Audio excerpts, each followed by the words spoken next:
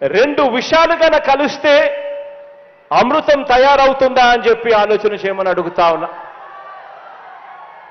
నలుగురు వంచకులు కలిస్తే మంది పెరుగుతారు కానీ ప్రజలకు చేసే మంచి పెరుగుతుందా అని చెప్పి నేను అడుగుతా ఉన్నా.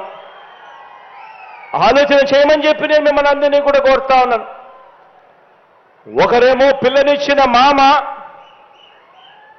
ఒకరైతే పిల్లనిచ్చిన మామ, సాక్షాత్తు కూతుర్నిచ్చిన మామ ఎన్టీ రామారావునే వెన్నుపోటు పొడిచిన క్యారెక్టర్ ఒకరిది.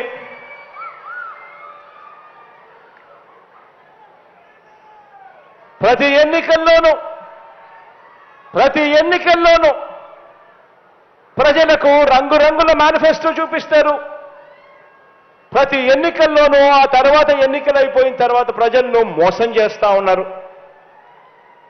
ఇలాంటి వెన్నుపోట్లు పొడుస్తా ఉన్న ఈ చంద్రబాబు ప్యాకేజీల కోసం తన వారిని తాకట్టు పెడతా ఉన్న ఈ దత్తపుత్రుడు వీరిద్దరి కుటిల నీతిని ఏ ఒక్క పేద కుటుంబమైనా, ఏ ఒక్క పేద కులమైనా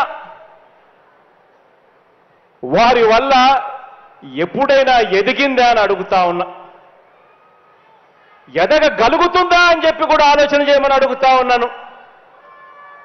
ఇటువంటి క్యారెక్టర్ లేని, విశ్వసనీయత లేని ఇలాంటి వ్యక్తుల పరిపాలనలో ఏదైనా ప్రజలకు మంచి ఎప్పుడైనా జరుగుతుందా అని అడుగుతా ఉన్నాను.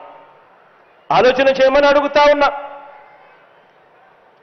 వీరి చరిత్ర మరికొంత వివరంగా కూడా, వీరి చరిత్ర గురించి మరికొంత వివరంగా కూడా చెప్తాను.